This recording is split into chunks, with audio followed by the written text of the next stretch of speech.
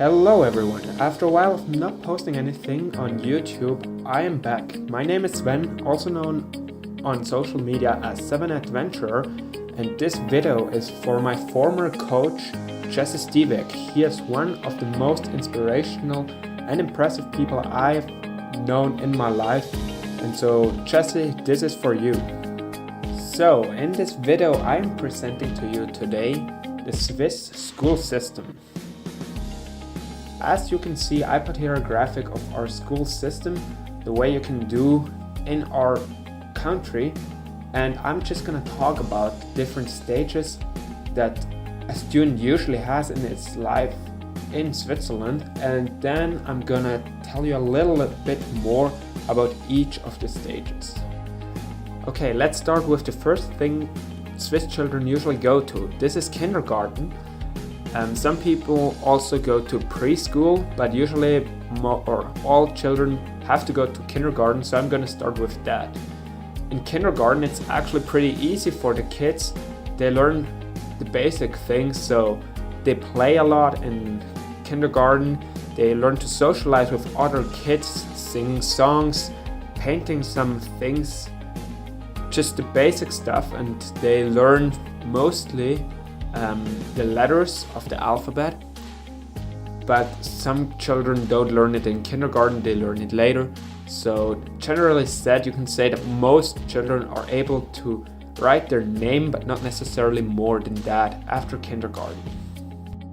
After kindergarten, children usually go to primary school, as we call it here.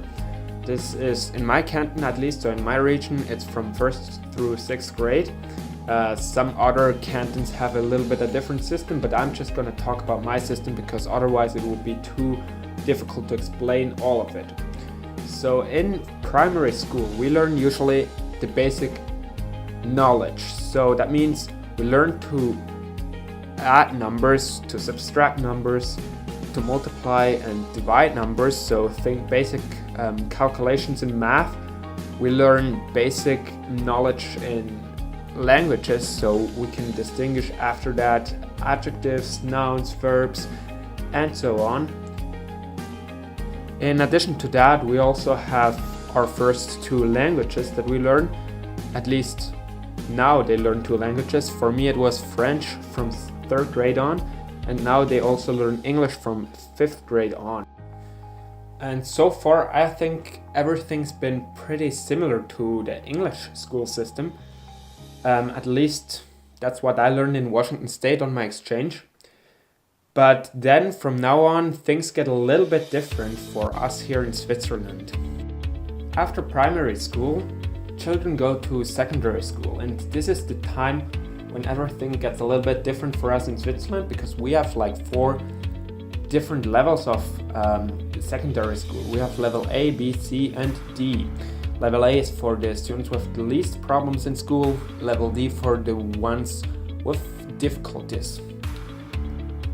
Usually these different levels also decide what you will do later on in life, because only in level A and B you have the chance to go further to school. In level B it's not very common, in level A it's pretty common. Level C and D usually then do a special way that I will tell you later a little bit about. But what do you actually learn in secondary school? So I'm gonna tell you what you learn in level A, because that's where I've been. Usually you learn the basic algebra, like Pythagoras and all these little things. You also learn, if you want to, more languages like Latin. I've taken Latin in secondary school, and you get prepared for the next step in your life. After secondary school, so that means usually after about 8 years to 9 years of school, for me it was 9 years, things get really special here in Switzerland, because then you have the chance to do something totally different than school. So during secondary school you get prepared on our so-called apprenticeships. You can, if you want to, not go to school anymore, but instead you can choose to make an apprenticeship in one of many domains and jobs that you want to. This option is very popular, since almost 50% of the people of the students getting out of secondary school choose it. And since this option is really cool in Switzerland, it's, as far as I know, one of the only countries that allows its students to go this way. I'm going to talk a little bit more about it. So if you decide, for example, that you do not want to go to school anymore after secondary school, after 9 years of school, you can work at a private company or at a public institution as one of many jobs. There are tons of apprenticeships that you can choose from. For example, cook or baker or architect or lab assistant. You can also work as a technician, you can work as a programmer. You will learn all these things at a private company and you get paid for this. So they pay you that you go and learn things from there. Usually this option goes 3 to 4 years and you really get the entire view on this job, not only from the theoretical but also from the practical perspective. And that is really cool and makes our system a little bit something unique. So we have every year thousands and thousands of students that are prepared for the real world because they do not only have theoretical knowledge, but they also know how to do it in real life. But also, if you choose to go anyways a little bit longer to school, you have this option. That's something I chose. The option that we have in my canton is to go to a school called gymnasium, or we also call it college. It's not the same thing as university because that comes later on. Then we also have the FMS. This means that if you already know that you want to work, for example, in the social field or in the health field, then you can choose this way. And these two schools are usually the two options that you have if you want to go to school. But what do you learn there? So in gymnasium, where I am at, you learn a lot about general knowledge, I would say. So you continue with your French and English studies, with your German studies. You learn difficult algebra and geometry. In math, you have the option to do economics and law. You can do, or you have to do, biology, chemistry and physics and much more. And the big difference from America to Switzerland is actually it's like high school, but in America people usually can choose their subjects, while in Switzerland we just have to take it all. So that means we have to work a lot more. Usually school goes from 8 a.m. to 5 p.m., 4 p.m., 5 p.m. depending on what day it is. And we have about 36 hours a week of school, and then there is still a bunch of homework because we have so many things, so many subjects that we have to take in such a short time that there's just not enough time to learn all the stuff from one class in school. So we have a lot of homework, and this is really, I would say, hard. And one other thing that is very special is that usually these high schools, I call them now, they are not in every town. They are usually in the big cities. So there are hundreds and even thousands of students migrating, if you want so, or like traveling every morning to school and back by train. We don't have the yellow school buses that you have, but it's also a big advantage for us because we're way more free. For example, we can eat wherever we want. We don't have to stay in school, and we can pretty much choose ourselves when we want to study. We usually also have a library, so like in American schools, and our schools are usually super modern because there's a lot of money that goes into our educational system.